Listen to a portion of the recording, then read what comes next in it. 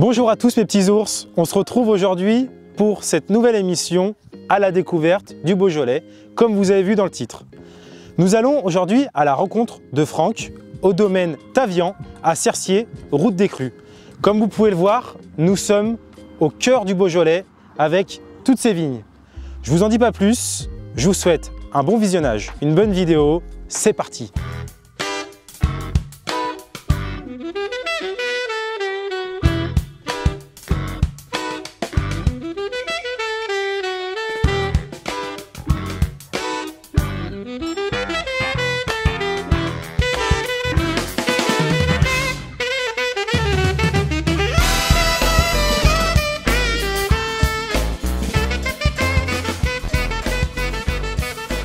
L'ourserie!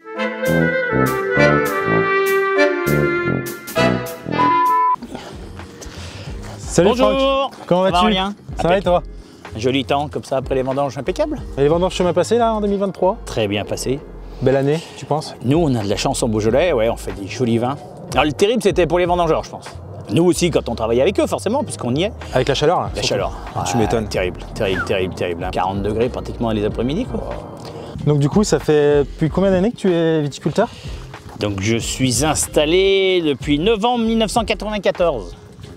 Donc première récolte en 95. Donc bah voilà, on a fait déjà 27e campagne. Et comment ça se fait que tu es devenu viticulteur? Eh ben moi j'ai toujours voulu faire ce métier. En fait, mes parents me disent que t'es gamin, j'ai jamais voulu ni être mécano, ni être plombier, ni être pompier, ni rien. Ouais, ni footeux, ni rien. Vigneron, vigneron, vigneron, vigneron, vigneron. Donc dans mes vignes, moi je suis en vacances. Donc si tu peux faire un métier passion qui est obligé d'être passionné, le vigneron, tous les métiers de la terre, il faut être passionné.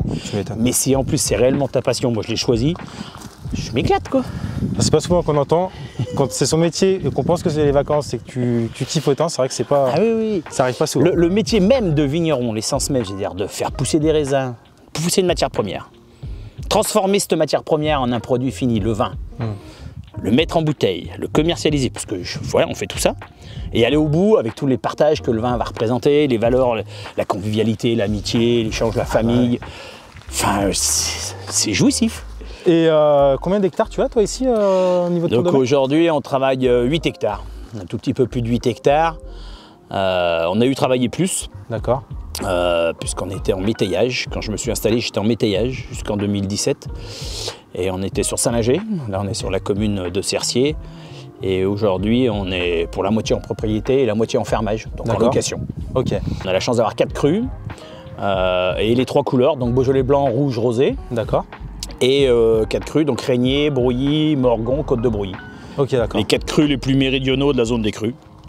Parce que la maison est au milieu, quoi. Et voilà, toutes les vignes sont dans un rayon de 7 km autour. De ta maison, de ton domaine. Okay. Là, ça fait déjà grand. C'est des vignes sur 5 communes. Ça fait un peu se déplacer. Mais si on va avoir une variété de sol et une variété de vin, il faut forcément se déplacer. Et tu fais combien de bouteilles environ à l'année avec 8 hectares? Alors, si je commercialisais tout en bouteille, on dépasserait les 45 000. Okay. Mais moi, je vends en moyenne, suivant les années, parce que des fois, suivant les marchés qu'on peut obtenir, mais entre 15 et 20 000. Première récolte, donc je te disais 95. Premier salon, Pentecôte 96, je me souviens toujours, où j'avais un vin.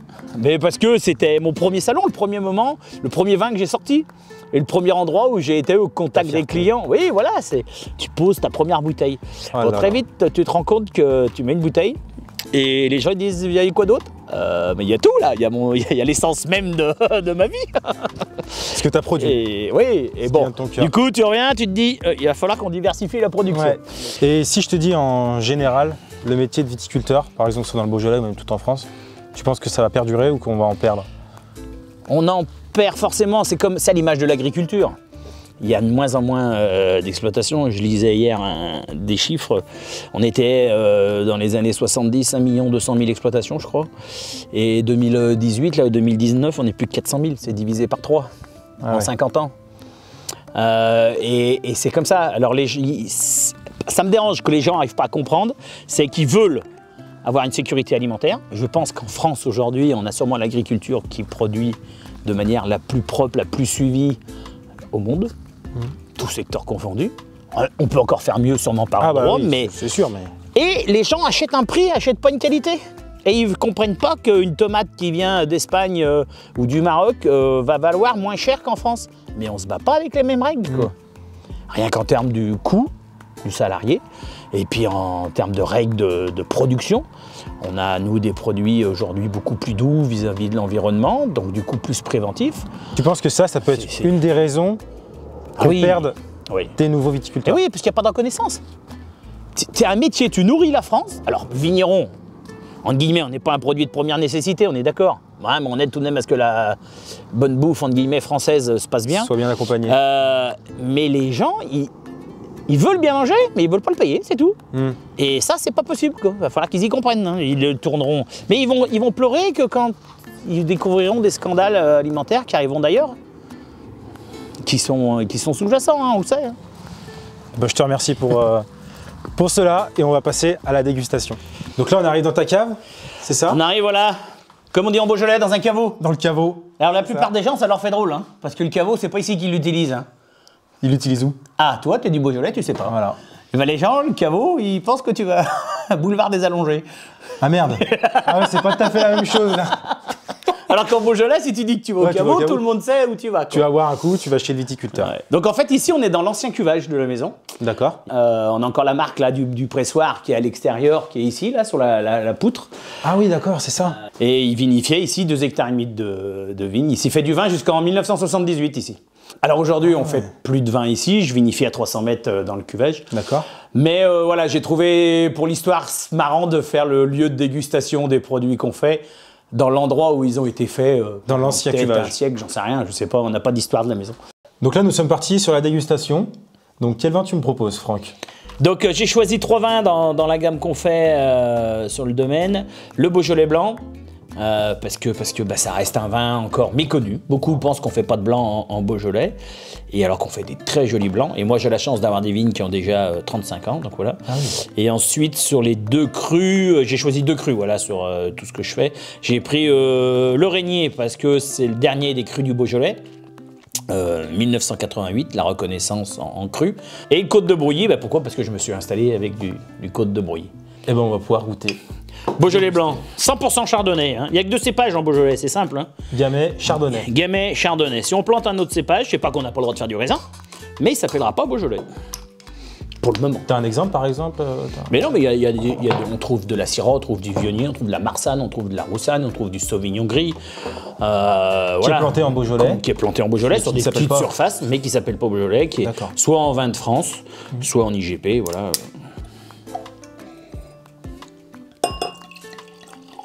Merci. Et là, on est sur un 2020. Moi, j'aime bien que le blanc ait 1 an ou 2, avec des notes un peu plus, comme ça, le chardonnay, un peu plus beurré, un peu plus ronde en bouche, un peu moins d'agressivité. Il est très très bon. On est sur des notes de fleurs blanches, limite un petit peu abricot, pêche au nez, et qu'on retrouve un petit peu en bouche avec peut-être une petite pointe agrume. Ça peut aller sur tout ce qui est des poissons grillés. D'accord. Pourquoi pas un bouquet de crevettes, voilà. Cabillaud. Même, ouais, voilà, mais voilà. Sur un fromage de chèvre, c'est sympa comme tout aussi. Ah oui, je sais pas ça. Ouais, sur un fromage de chèvre, là, hein, dans les monts du Beaujolais, on trouve des exploitations de chèvres, et c'est franchement original, ça passe très très bien. Quoi. Donc, prochain vin. Alors, on poursuit avec Régnier. Très bien. Régnier, cru du Beaujolais. Lieu dit les Grandes Bruyères. Quelle année? 2020. 2020. 2020. Très beau millésime. Millésime précoce, solaire, chaud, mais moins chaud peut-être que 22 et 23 tout de même. J'aime bien ce bruit. Fais voir où t'es garé. Par ici. Pas très loin. Donc forcément vin rouge, hein, exclusivement. Le Régnier, moi je le travaille sur un vin en guillemets plus léger. Voilà. D'accord. Enfin des tanins très fins, très soyeux, très souples, très agréables, un nez sur le fruit. Voilà, un vin qui va pouvoir accompagner, qui peut être bu comme ça. C'est un vin plaisir, quoi. Voilà.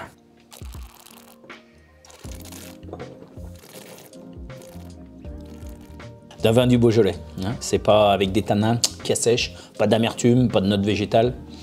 Très fruité. Voilà, et très aromatique. Donc là, on passe à la dernière bouteille. On passe au dernier vin pour aujourd'hui. C'est ça. Hein, un Côte de Brouilly 2017. Alors ça peut paraître, certains vont dire mais c'est vieux. 5 ans. Et ben, et là même si on compte, ça fait 18, 19, 20, 21, 22, 23. Il a 6 ans. Ça fait 6 ans quand je dis 5 ans. Il a 6 ans, il a 6 ans. Il y a des gens qui ne veulent pas boire des Beaujolais de 6 ans. Et en fait, souvent, il ne faut pas que je dise le millésime. Parce qu'en fait, ils disent quoi? Parce que pour eux, ça ne se garde pas. Et moi, aujourd'hui, ça, c'est mon coup de cœur. C'est mon coup de cœur de ma série de vins, dans tout ce que j'ai.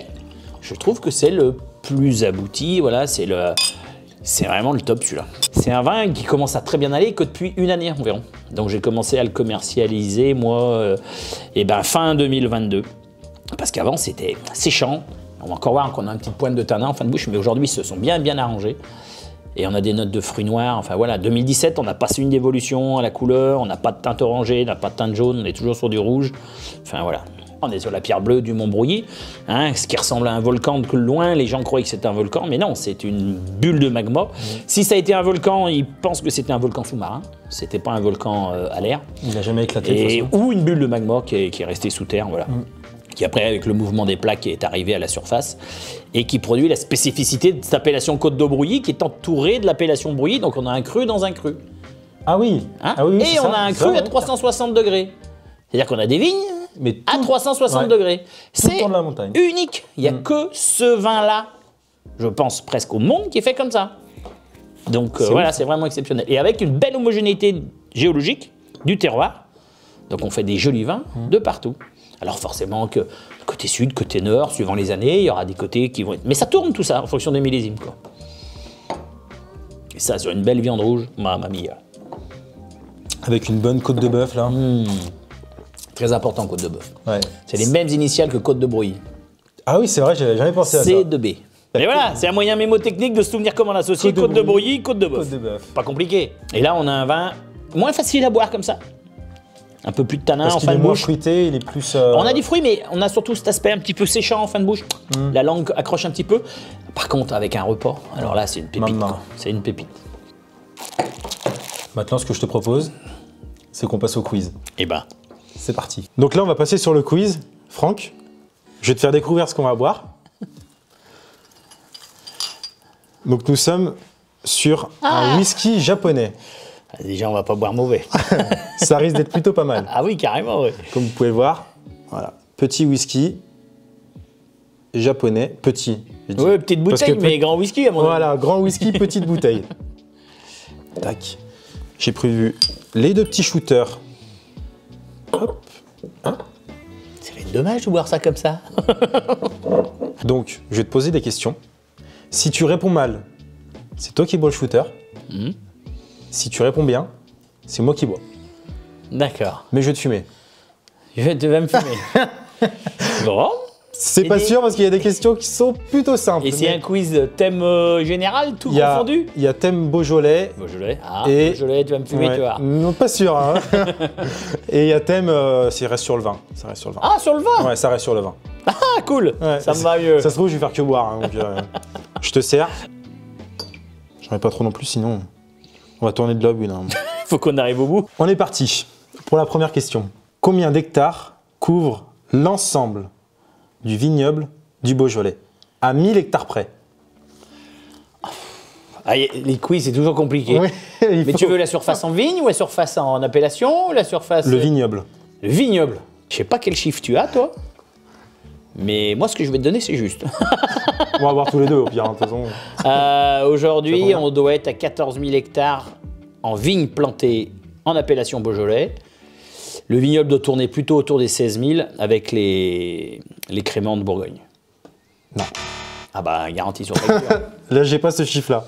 Ah ben. J'ai 22 000 hectares. Alors, 22 000 hectares. 2008, on était à presque 24 000. Et on a perdu 700 à 1000 hectares au démarrage pendant 5-6 ans. Là. En fait, on perd de la surface aujourd'hui en Beaujolais. Là, tes sources, pas bonnes. Tu penses? Ah ben, garantie sur facture. On fait comment? Tu bois ou je bois? Bah, on est obligé de boire tous les deux. Là. On va boire tous les deux. Santé. C'est bon, bon, quelque chose de bon déjà, ça va être plus facile. Je remets une lichette quand même. Ah oui, oui. Pourquoi il ne faut pas que ce soit à chaque fois les réponses comme ça, sinon on va avoir tous les deux. Deuxième question. Malheureusement, pour moi, celle-ci elle est facile. Le Beaujolais est connu mondialement. Ouais. Pourquoi? Avec ce qui va arriver le 16 novembre, le 3e jeudi de novembre, le Beaujolais nouveau. Oui. C'était une question facile, c'est pour vous. Quel est le Beaujolais le plus fruité? Celle-ci elle est technique. Bah, ça vaudrait être le Beaujolais nouveau dans l'absolu. Les crus sont toujours moins sur le fruit. C'est au niveau du cru.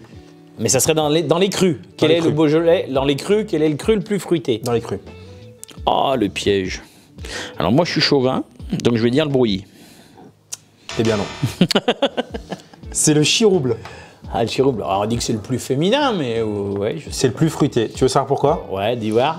Parce que tout d'abord, il a des goûts, enfin des notes florales. Ouais. Donc iris, violette, pivoine. Ouais. Et des notes de fruits rouges avec la myrtille. D'accord. Et deuxième chose, c'est que c'est le cru le plus enfin au niveau de la hauteur. C'est gris plus en altitude. C'est ça qui fait aussi. Altitude moyenne 400 mètres. 450 mètres même. 450 mètres. Ouais. Je te remets à niveau. Modération, il n'est pas venu avec nous aujourd'hui. Modération, il est où d'ailleurs? Question, c'est surtout pour vous. Quels sont les crus du Beaujolais? Ah bah ça c'est facile. Oui. Ça tu vas prendre cher. Ouais. Là, c'est pour que je puisse boire. Allez. Brouilly, Côte de Brouilly, Régnier, Morgon. On a déjà 4, c'est les 4 que je fais, donc c'est facile. C'est beau. Après Chirouble, Fleury. Après on a Moulin à Vent, Chéna. Et après on a Juliena, Saint-Amour. Voilà, ça fait 10. Il y en a 10. Et on est en Saône-et-Loire. Et alors, j'ai le droit de boire. Bien. Combien d'hectolitres est produit chaque année dans le Beaujolais à 100 000 bah c'est bon. hectolitres près? Je peux presque te donner l'estimation de la récolte 2023. Non, on l'a encore pas. L'année passée, on devait être à 550 000 hectos. Moi, j'ai 1 million d'hectolitres. Ah, ben non, impossible. C'est Vinotrip, hein. Tu t'appelles Vinotrip. Ah oui, il faudra leur dire qu'ils remettent à jour leur bordel. C'est 1 million. Moi, j'ai 1 million. 1 million, ça marche. Alors, si on avait 20 000 hectares à 50 hectos, on ferait 1 million. Donc là, c'est. Donc moi. tous les deux, on a. C'est moi qui ai raison de toute façon, mais c'est pas 1 million. Ah, merde. Bah, moi, c'est Vinotrip qui me dit sur. Ah, il va falloir. se renseigner. Ouais. Alors l'ennui, leurs données sont âgées. C'est bien, tant mieux, ils disent que le Beaujolais fait du vin. Mais non, il y a longtemps qu'on produit plus 1 million. Hein. On fait même pas. On espère dépasser ou arriver à dépasser les 600 ou faire 600 cette année. Ah ouais. Donc merde. à 600 000, je serai dans les 100 000 encore. Et c'est déjà arrivé avant qu'on en fasse autant ou pas? Ah oui, on a eu fait 1 million 2, 1 million 3 dans les années 2000. Vinotrip, je vais les engueuler, c'est à cause d'eux. Ah bah ouais, de leur dire, je me saoule à cause de vous. Ouais. Prochaine question. Putain, je vais encore boire. Ah bah c'est bien, c'est qui connaît. En fait, j'aurais pas dû faire squeeze, hein, je vais me faire avoir. Quelle est la capitale historique du Beaujolais? Facile. Ah bah là, facile. Ah oui, en fait, c'est une question, je savais que tu allais répondre. Mais t'as raison, très peu de gens sûrement le savent. Voilà. C'est que la capitale historique du Beaujolais, qui a donné le nom à la région grâce aux sires qui ont habité ici, c'est les Beaujeux. Voilà, c'est Beaujeu. Je me remets à niveau. Putain, mon Dieu. Prochaine question. Qui a créé le Beaujolais? Ah, j'aime la réaction comme ça. Ah bah là. Ah bah là. Alors les vignes existent à peu près depuis le Xe siècle. Bon, par les Romains, mais enfin ça c'est l'histoire que tout le monde a dit. Après, elle a pris son essor sous les sires de Beaujeu, qui ont en fait assuré une stabilité, on va dire, politique et militaire de la région et qui ont permis le développement. Mais moi je te demande qui? Une personne. Je te dirais Anne de Beaujeu, mais j'en suis pas persuadé. Quoi. Faux. Tu bois. Moi je veux la réponse. Je veux bien boire, mais qui? Au XIVe siècle. 14e siècle. Philippe le Hardi. Ah, Philippe. Duc de Bourgogne. Oui. En fait, il a banni le gamay de. Le cépage, exactement. Gamay de Bourgogne. De Bourgogne. Oui. C'est comme ça que le Beaujolais s'est créé. Ouais. En plus, tu bois du bon alors. Faut bien que tu bois quand même parce que depuis tout à l'heure, je fais que boire. Je te remets à niveau. Quels sont les 3 pays les plus consommateurs de Beaujolais dans le monde, hormis la France? Donc aujourd'hui, ça doit être États-Unis, Japon, mais le troisième, donc je vais mettre Royaume-Uni, mais sans conviction. C'est ça. C'est vrai, c'est ça? Ouais. C'est l'Angleterre, Royaume-Uni-Angleterre. Oui, oui, Royaume-Uni-Angleterre. Ouais. Pour l'explication, déjà 60% sont vendus en France, Ouais. du vin du Beaujolais. Oui, oui, Voilà. ça je savais. Et 40% à l'international. Ouais. 25% au Japon, Ah oui. 20% aux États-Unis et 17% en Angleterre. C'est pour vous ça. Quel est le pourcentage de la population française qui consomme du vin ou champagne au moins une fois par semaine? Moi je vais mettre 20%. 20% consomment au moins une fois par semaine. Ouais. Ah bah t'es loin du compte. Hein. Ah ouais? Ah bah là, t'es loin du compte. Hein. Ah oui, j'ai pas d'idée là, ouais. C'est combien? C'est 65% Oh! ouais, consomment du vin au moins une fois par semaine en France. Hein. Oui, oui, oui, oui, Ah oui, ouais. oui. 65%? 65, tu peux Une t'en fois mettre. par semaine? Tu peux t'en mettre dans la goulotte. Ah bah moi j'aurais pas cru autant. Ah bah là, ouais, carrément. Il faut bien que je te fume un peu. Hein. Et je te remette à niveau. Au 22, je remets un peu du coup. Une question plutôt simple, mais qui peut être piégeuse. Ouais, sûrement. L'autre d'avant était piégeuse. Quel est le vin rouge le plus consommé en France? Malgré ce qui se passe, j'aurais dit Bordeaux. Eh ben c'est ça. Non mais alors j'ai pas de mérite, c'est la plus grande en fait surface de vigne plantée. Ben, c'est le plus vendu. Et donc c'est sûrement... J'ai hésité Bordeaux-Côte-du-Rhône, mais Bordeaux étant plus grand, j'ai dit Bordeaux. Bien qu'en ce moment, à mon avis, Bordeaux, tous, fort. Mais bon, on n'a pas les derniers chiffres, donc c'est Ça Bordeaux. commence à me chauffer la tête un peu. C'est vrai que ça nous chauffe la tête ce blague là. Mais on est sur un bon whisky japonais, hein, c'est normal. Il fait combien? Combien de degrés? Oui. Tu dirais? Ah, ça va être le quiz. Non, regarde. La question Combien de degrés? subsidiaire. Je sais pas, à mon avis, il fait plutôt 45... 40. 40? Ah non, il est à la dose normale. Putain, bah alors c'est que Mais c'est la dernière question là. ça commence à nous chauffer. Ouais, non, c'est la dernière question, heureusement, parce qu'au bout d'un moment.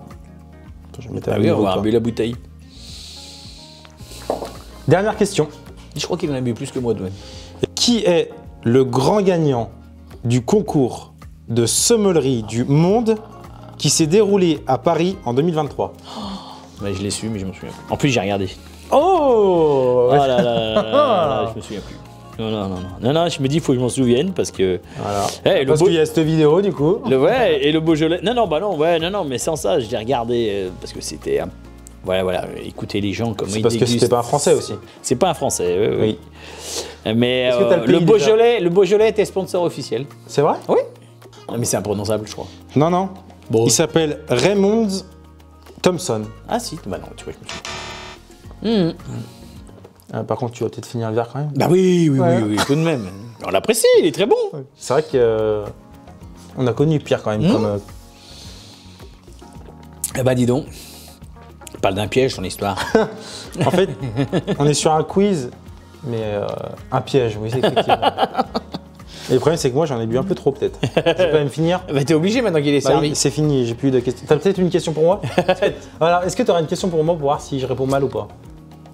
Attends, voir, qu'est-ce que je pourrais Alors. bien te demander? Là, c'est l'improvisation. Là. Allez. En 2024, on va faire un centenaire d'un cru. Lequel? Du Beaujolais, hein. En 2024, vous En allez faire 2024, on fête C'est-à-dire le centenaire d'un cru Du Beaujolais. Alors, c'est pas réellement le centenaire du décret d'appellation, mais c'est le centenaire de la première délimitation qui a été reconnue par le tribunal de Mâcon. Ça veut dire que ça s'approche de Mâcon. C'est-à-dire que c'est un cru proche de Mâcon. Et je dirais, tu vois, j'hésite, sachant que tu es un amoureux de Brouilly, Côte de Brouilly, mais que Mâcon, ça s'approche plus de Saint-Amour. Ou... Je dirais Saint-Amour. Moulin à vent. Ah putain, j'étais pas loin, j'étais juste à côté. 1924. Allez. Ah oui, c'est bien, c'est bien.